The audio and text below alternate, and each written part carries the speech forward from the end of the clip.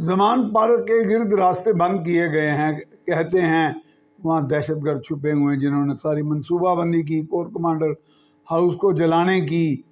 اور دیگر G H Q پر حملہ آور ہونے کی۔ گو کہ اس میں ہماری سیکیورٹی فورسز کی بھی کوئی کمزوری کوتاہی بالخصوص انٹیلیجنس ایجنسیز کی دکھائی دیتی ہے کہ ایک معاملہ بلڈ اپ ہونے میں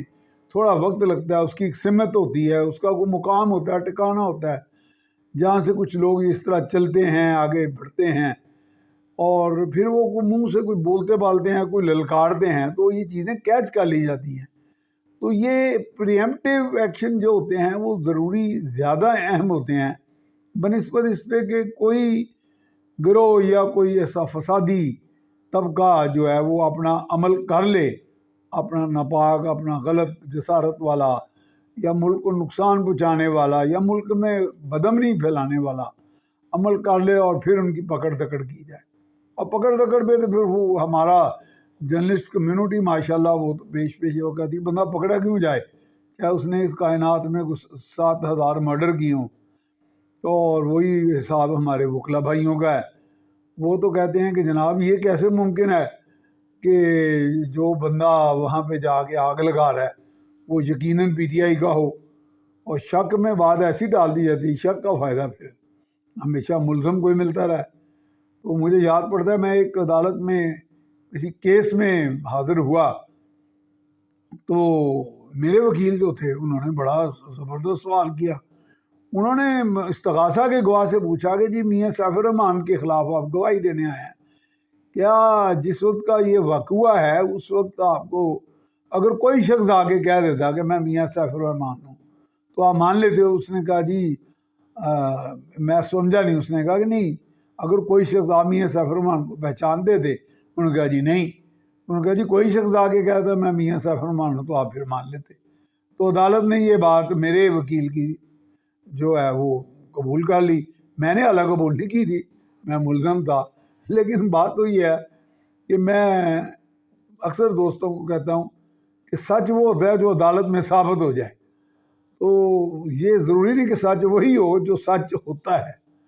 تو اس میں مجھے اپنے ایک بڑے قریبی دوست یاد آ جاتے ہیں جو عمران خان کو بھی بہت اچھی طرح جانتے ہیں۔ وہ کہتے ہیں میں نے بہت سے لیڈرز کو تجزیے کیے، ان کے ساتھ ٹریول کیا، دیکھا، مشاہدہ کیا، انٹریکٹ کیا، لیکن اتنا زیادہ جھوٹ اب بولا جا رہا ہے اتنا شاید ہی کبھی بولا جاتا۔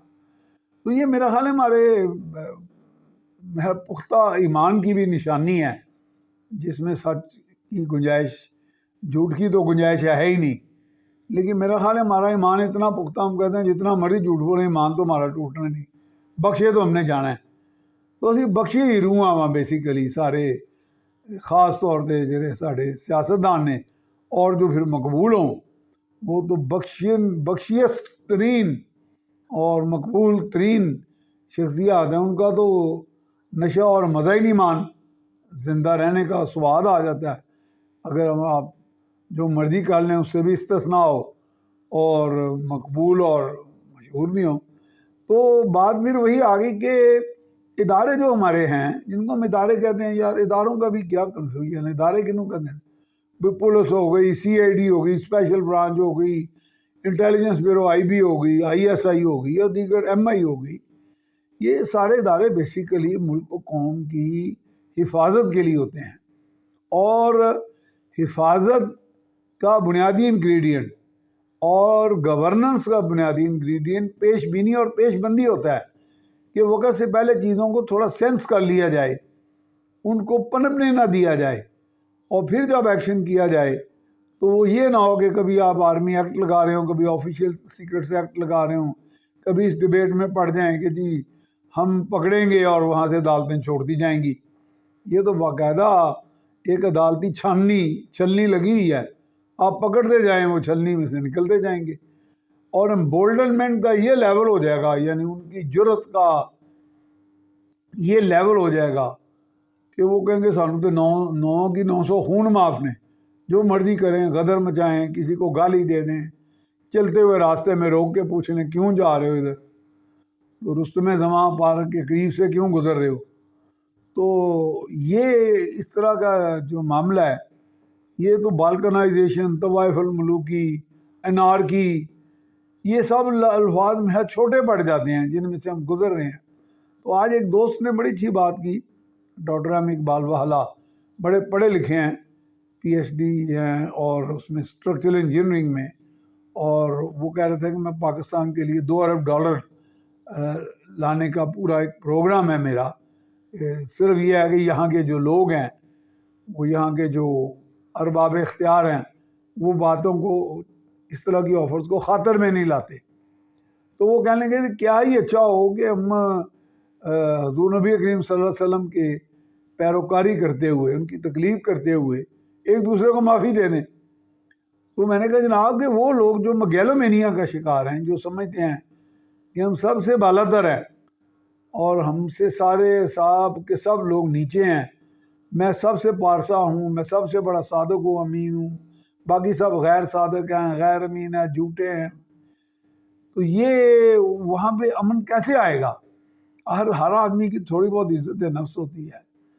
تو میں نے اس میں ایک کالم بھی لکھا تھا کہ ونس اے سفرر آلویز اے سفرر، کہ جی بھائی ایک بندے کو چوری پہ سزا ہو جاتی ہے، 10 سال ہو جاتی ہے، 5 سال ہو جاتی ہے، وہ معافی تلافی ہو جاتی ہے، قدرت اس کو سزا دے دیتی ہے، قانون اس کو سزا دے دیتا ہے، وہ اس کی اصلاح بھی ہو جاتی ہے جیل میں، یہ میں وٹنس ہوں اس بات میں۔ لیکن باہر جب آتا ہے تو انگلیاں اسی طرح اٹھائی جاتی ہیں، اس کو تو پھر ہم راستہ دیتے کوئی نہیں اصلاح کا یا بہتر انسان بننے کا۔ ہم تو کہتے ہیں تم ہو ہی چور، تم پیدائشی چور ہو، تو باہر آ گئے ہیں تو پاویں سزا کٹ کے آ گئے، تم چور ہو۔ تو یہ نہ کریں، once a sufferer should not be always a sufferer.